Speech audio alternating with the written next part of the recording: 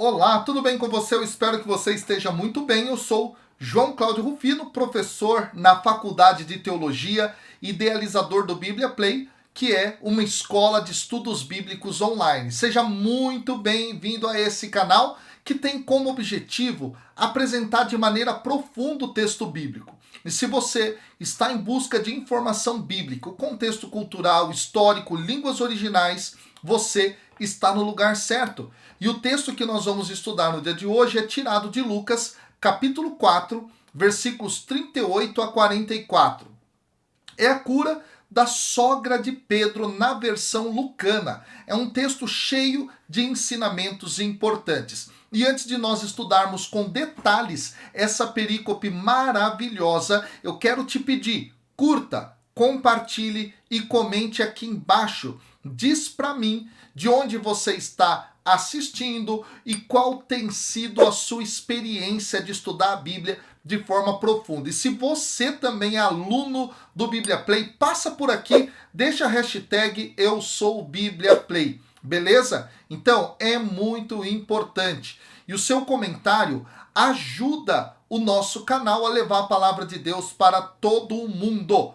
Além disso, não se esqueça de checar a sua inscrição e também, se você não é inscrito, se inscreva e ative o sininho para receber as notificações. Vamos então à leitura do nosso texto. Jesus saiu da sinagoga e entrou na casa de Simão. A sogra de Simão estava sofrendo com febre alta e pediram a Jesus em favor dela. Inclinando-se sobre ela, Jesus ameaçou a febre e a febre a deixou. Imediatamente, ela se levantou e começou a servi-los. Ao pôr do sol, todos os que tinham doentes atingidos por diversos males os levaram a Jesus. Jesus punha as mãos em cada um deles e os curava. De muitas pessoas também saíam demônios gritando: Tu és o Filho de Deus. Jesus os ameaçava e não os deixava falar, porque sabiam que ele era o Messias. Ao raiar do dia, Jesus saiu e foi para um lugar deserto. As multidões o procuravam e, indo até ele, tentavam impedi-lo de as deixar. Mas Jesus disse: Eu devo anunciar a boa nova do reino de Deus também a outras cidades, porque para isso é que eu fui enviado. E pregava nas sinagogas da Judéia. Bom, pessoal, o texto, primeiramente, vai trazer aquilo que é a cura da sogra de Pedro. E é muito importante saber que esse texto, de modo especial, tem o seu paralelo em outros evangelhos sinóticos, o que nos dá a oportunidade de ler comparando o que cada um dos autores enfatiza. Então, a gente o encontra lá em Mateus capítulo 8, versículos 14 a 17 e também em Marcos capítulo 1, versículos 29 a 34. Então, o versículo 38 aqui do capítulo 4 de Lucas diz que Jesus saiu da sinagoga e entrou na casa de Simão. Jesus então está em Cafarnaum. Aliás, ontem eu falei muito sobre esse local aqui no canal, beleza? Então, se você quiser de fato se aprofundar sobre essa cidade, que é uma das mais importantes de todo o Novo Testamento, sem dúvida alguma, o link estará no final desse vídeo. E aqui, o que eu quero ressaltar, pessoal, é que o mestre entrou na casa de Pedro. Em Cafarnaum, aqui é algo espetacular que eu preciso te dizer, foi encontrada nas escavações o local onde se acredita ser a casa de Pedro. Como os arqueólogos descobriram que ali era a residência do apóstolo? Pela forma octogonal das paredes que foram construídas ao redor da construção mais antiga. Isso por quê? Para marcar o local como sagrado. Como assim? Deixa eu te explicar. Gente, as igrejas antigas muitas vezes evocavam o número 8 como um número sagrado. Por isso a forma octogonal.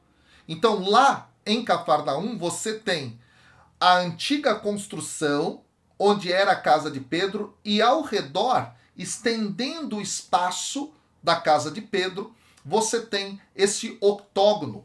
Por que o número 8?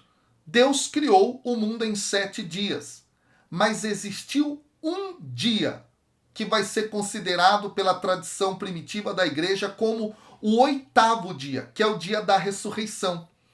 É muito interessante isso. Então, pias batismais antigas têm essa mesma estrutura e assim por diante. E os primeiros cristãos, então, marcaram o local da casa de Pedro com esse tipo de prédio, beleza? Dado muito interessante. E aí eu quero te fazer até uma pergunta. Você gostaria de ver imagens desse lugar? Você gostaria, inclusive, de compreender melhor os locais mais importantes da Bíblia, sobretudo do Novo Testamento? Então eu tenho um convite para você, um convite muito especial. Aqui embaixo na descrição desse vídeo tem um link no qual você vai clicar e vai fazer a sua inscrição totalmente gratuita numa maratona de aulas nas quais eu vou fazer uma peregrinação virtual na Terra Santa. É isso mesmo que você ouviu. E as vagas são limitadas e o período para inscrição também é limitado, tá? Você quer saber o dia? Você quer saber a hora em que isso vai acontecer? Clica e vem comigo então para essa viagem que vai ser inesquecível. Vai lá e eu te espero aqui, tá bom? Para você poder continuar o vídeo. Faz a tua inscrição, beleza? Então, clicou, fez a inscrição? Beleza, então nós vamos continuar o nosso texto. Então o texto de Lucas ele fala que a sogra de Simão estava sofrendo com febre alta e pediram então a Jesus em favor dela. Aqui, pessoal, acontece algo curioso no Evangelho Lucano. Lucas ainda não tinha introduzido Simão, que é Pedro, dentro da sua narrativa. Ele apenas vai ser chamado a ser discípulo no capítulo seguinte, lá no capítulo 5, versículo 4. O lapso é causado por ele mudar justamente a ordem das histórias que ele encontrou em Marcos. Exatamente. Além disso, pessoal, Lucas elimina aqui a menção de outros companheiros de Jesus que são listados lá em Marcos capítulo 1, versículo 29. E isso nos ensina muito. Nos ensina, sobretudo, que uma das teorias mais aceitas é a que Marcos foi escrito antes de Lucas, servindo inclusive como base para Lucas. Beleza? Essa é uma das teorias mais aceitas. Qualquer dia eu falo sobre ela aqui para vocês. Então vem o versículo 39, diz o texto que Jesus, se inclinando sobre ela, ameaçou a febre e a febre a deixou. Lucas usa aqui, pessoal, a mesma palavra grega, eptimao, e essa palavra ela está presente no capítulo 4, versículo 35, que é o texto sobre o exorcismo, de modo que o exorcismo e a cura aqui estão ligados. Como o demônio também, a febre vai embora. Lucas omite o gesto físico de dar a mão para a mulher, como Marcos traz no capítulo 1, versículo 31, deslocando para a cura de muitos por Jesus, no capítulo 4, versículo 40. Há um dado interessante que a gente pode ressaltar.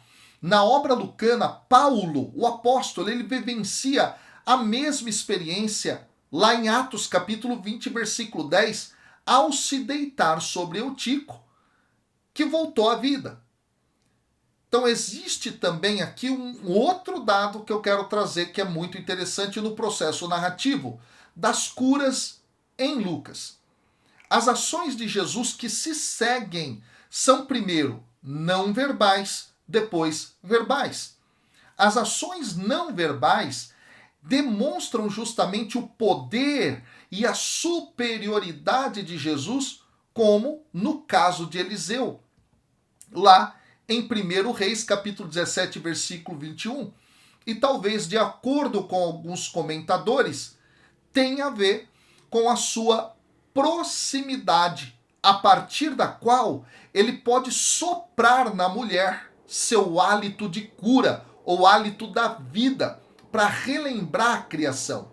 É muito interessante que na tradução grega do Antigo Testamento, a famosa tradução do 70 ou Septuaginta, Elias é mostrado realizando esse mesmo gesto, soprando sobre alguém, no caso, o hálito da vida.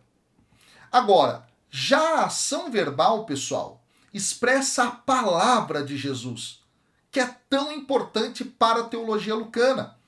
Diante disso, eptimao, repreender, torna-se aqui uma expressão típica para o Messias, aquele que cura em Lucas. E isso então nós vemos no capítulo 4, versículo 35 e no versículo 41.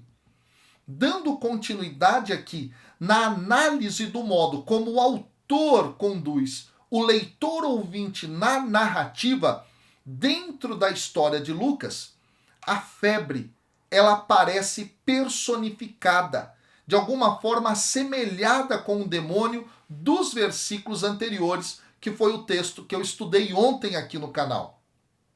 E aí então o texto diz que imediatamente ela se levantou e começou a servi-los.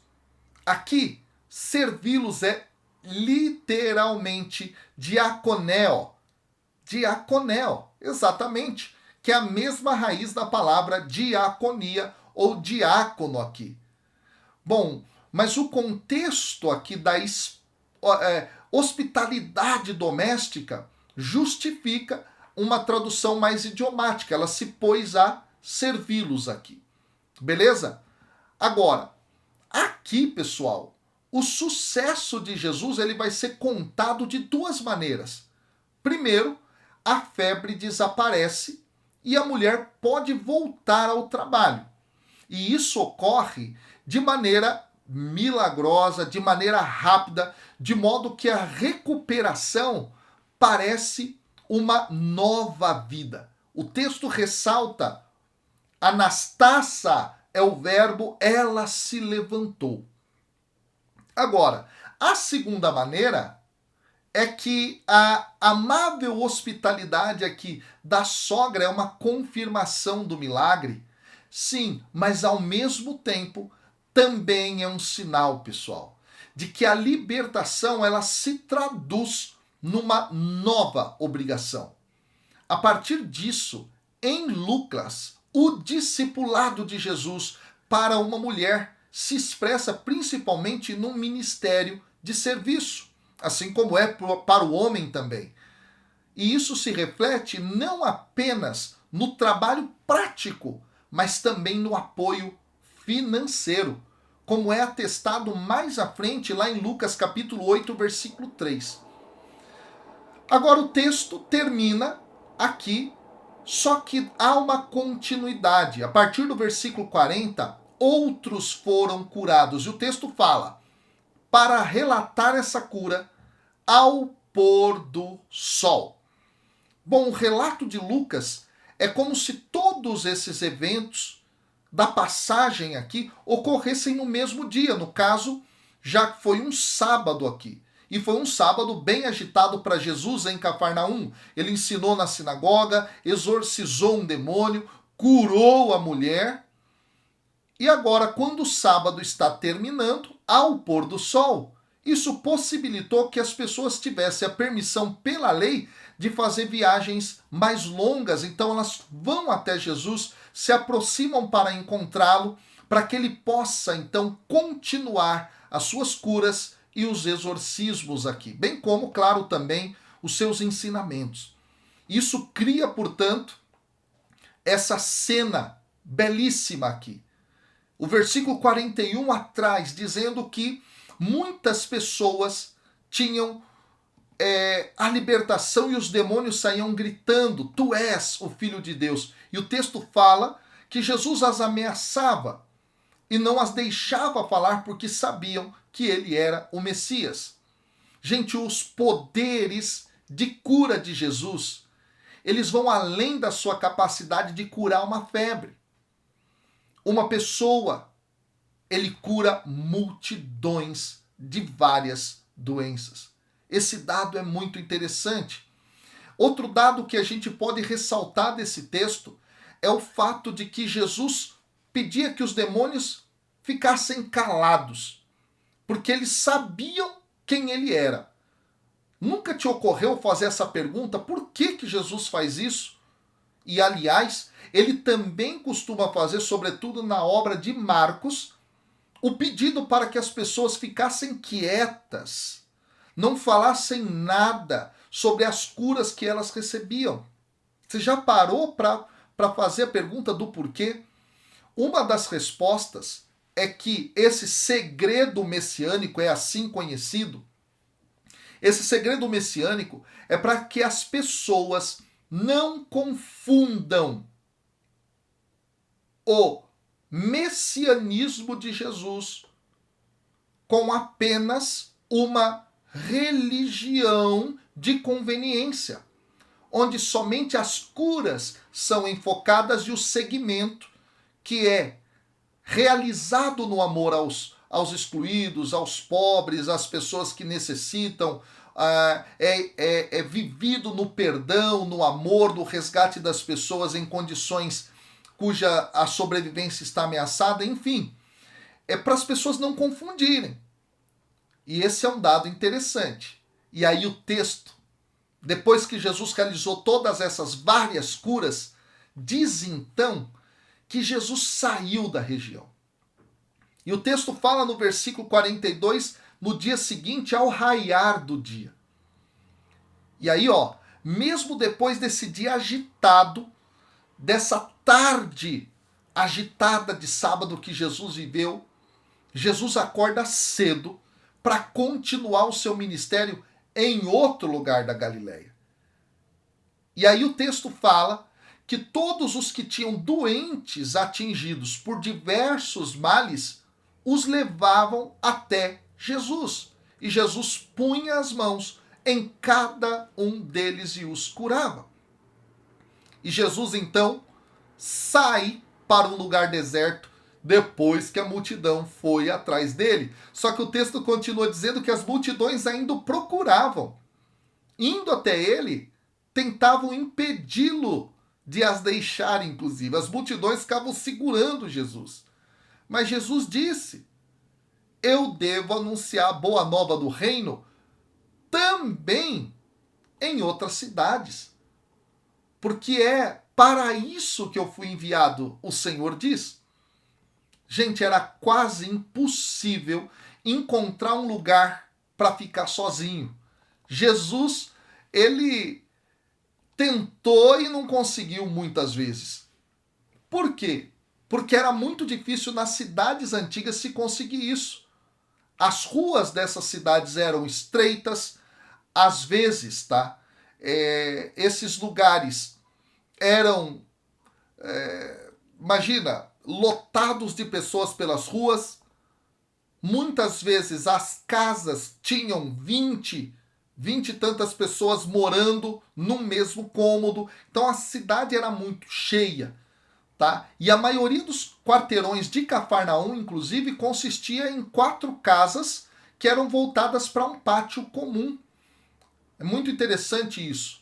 As aldeias também, pessoal, costumavam estar próximas, embora se pudesse encontrar um lugar sozinho, não é? Era muito difícil. Era muito difícil, tá bom? Era muito difícil. E aí, pessoal, o texto então fala que Jesus, ele vai pregar nas sinagogas da Judéia. Aqui é um detalhe interessante, gente. Por quê? Porque Jesus estava na Galileia, no norte. Agora ele sai para ir para a Judéia. É muito estranho isso. Alguns autores vão falar aqui que Lucas colocou a Judéia Porque Lucas errou, de alguma maneira, na geografia. Errou na geografia. Porque Jesus vai para a Judéia somente depois para ir até a cidade de Jerusalém. Agora, existem alguns autores, né, que vão falar que na realidade não. Ele foi para lá, mas não foi relatado nada do que lá ocorreu, do que lá aconteceu. Tá bom? Então há aí uma discussão entre nós biblistas se há um erro de Lucas nesse sentido da geografia ou há aqui, não é, uma maneira de Lucas falar que Jesus foi para todos os lugares da terra onde estavam, sobretudo, os judeus ali morando. Beleza? Então há uma discussão muito interessante em relação a isso. Ok? Bom, fato, pessoal, é que também Lucas pode estar usando aqui o termo Judéia para designar toda a terra, tá? Como a terra dos judeus, tá? Aliás, daí que vem o nome judeu, Judéia, beleza? Bom, fica aí a pergunta para que a gente possa ter o ímpeto de buscar, né? De pesquisar, tá bom? Fato é que no capítulo 5, versículo 1, Jesus já está na Galileia e aí ele vai fazer o chamado dos primeiros discípulos, segundo a narrativa de Lucas. O que fica aqui para nós? Coisas importantes. Primeiro, a sogra de Pedro foi curada e serviu. Esse dado é importante. A cura não é o fim, a cura é o meio. Um outro detalhe, as multidões vinham até Jesus, ele impunha as mãos nos enfermos, que eram considerados muitas vezes impuros. Significa Jesus foi ao encontro dessas pessoas. Ele não as abandonou. Um outro ponto. As multidões muitas vezes vão focar só na cura. E Jesus não quer ser reconhecido apenas pelas manifestações poderosas. Ele quer ser seguido, escute bem isso, pelo projeto do reino. Por essa razão é que muitas vezes Jesus fugia das multidões. Beleza? Então pensa bem aqui. Uma pergunta. Você está no lado da multidão ou você está no lado dos discípulos que querem seguir Jesus independentemente das manifestações de poder que ele realiza? Pensa nisso.